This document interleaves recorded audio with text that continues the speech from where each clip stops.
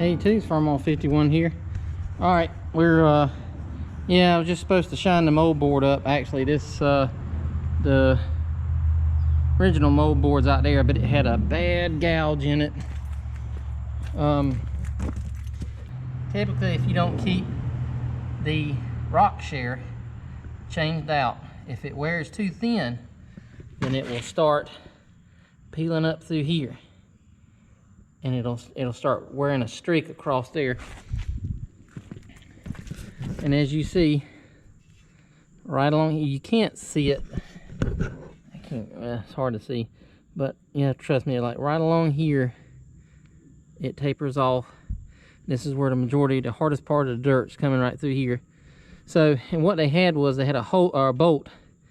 Evidently, it wore the bolt thin, and the bolt pulled out. So they put another bolt on it, and the head of that bolt was sticking out.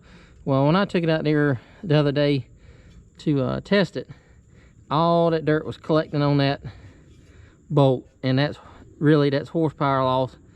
It slows you down. It sticks to the mold board.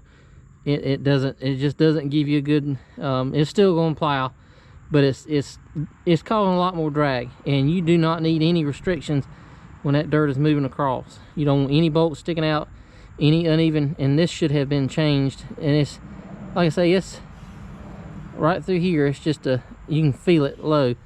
You can probably see how it thins out right through there. So you got to keep, what I've always heard, that's the key to these plows, is keeping this rock share changed out.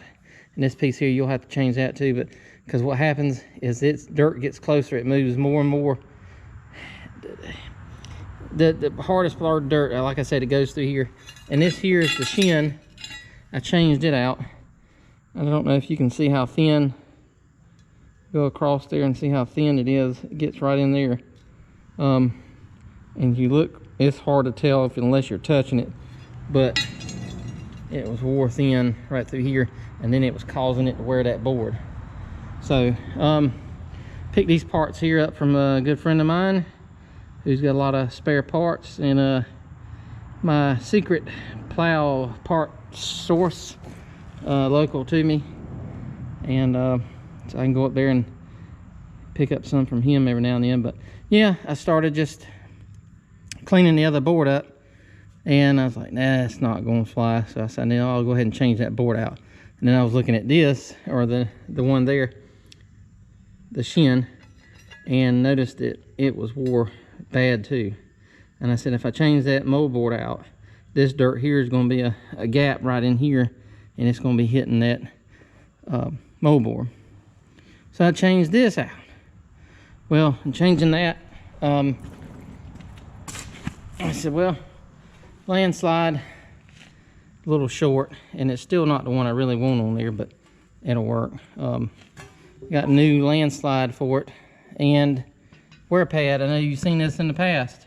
That'll save you, keep it further off that furrow wall. But this pad right here will take all the abuse, all the rock scraping it and the wear, and save you a lot on replacing them landslides. So, but all right, well, I'm gonna go ahead and I'm gonna bolt this up here, and I'm not gonna bore you with all that, but I'll get it bolted up, and I may or may not try it out today. I've adjusted on the tractor there. Like I said, I've never plowed with this plow here other than just messing around here and a little bit here and there, but never really did that much. And there's the other mold board right there. That's the one that come off of it, and you can see somebody's pieced that together. So I said, that's not going to fly. It's either plow right or go home. So we're going to do it right, and we're going to have a working proper equipment when we go to plow. So anyway, I'll try to have this video up as soon as I can, and maybe tonight. And I've got the GoPro 7, so it won't take as long to upload that 4K. Sure takes a while. Anyway, all right, we'll see you in a minute.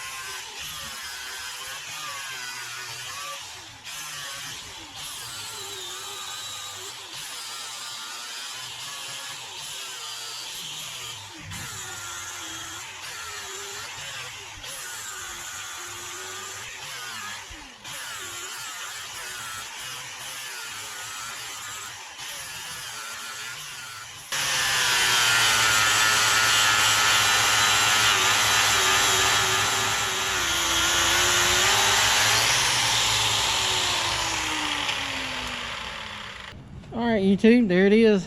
There's the 16-inch bottom. Fast hitch 194, F194, I guess, whatever they call it. I don't know. But yeah, what I usually do, unless you want to pay the high price at the dealer, which, you know, sometimes that's about the best. Sometimes you have to go, but I had a bunch of plow bolts on hand, and a lot of times this is a Jtwes or Wise aftermarket shin, and I got it from the friend of mine along with the landslide there, and those parts seem to fit. You see there's a little bit of a gap. I might could adjust it a little bit more, but that'll be, it's just a hair higher. See, just a little thicker. So that's a new old stock international moldboard that's laid out and got rusty, but cleaned it up. And then here's a new old stock. This is a Case IH rock share, plow share, whatever. So so then I was pretty happy. Usually this piece here is a little bit higher, or it depends, but got that. And got the landslide with the wear pad. I'm gonna have to find a longer landslide for this plow. Hopefully it'll I can find one for it, and I can get the heel back there. So, but like I say, this, you know, when you're plowing with a lot of different tractors, you know, you can't do but so much to get it looking good. Not trying to say anything bad about anybody's plowing, but you got so many different tractors plowing, it's hard to make it look good when you got some plowing deep, some plowing shallow, some plowing, you know, all over the place, and some ridge and rows, and so but going to have fun, and that's what it's all about. And like I say, I just want to make sure I got everything so it'll flow when that dirt comes up.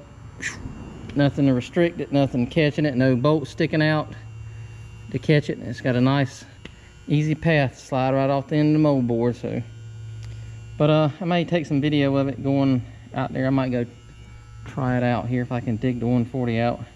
I gotta get that piece right there flush.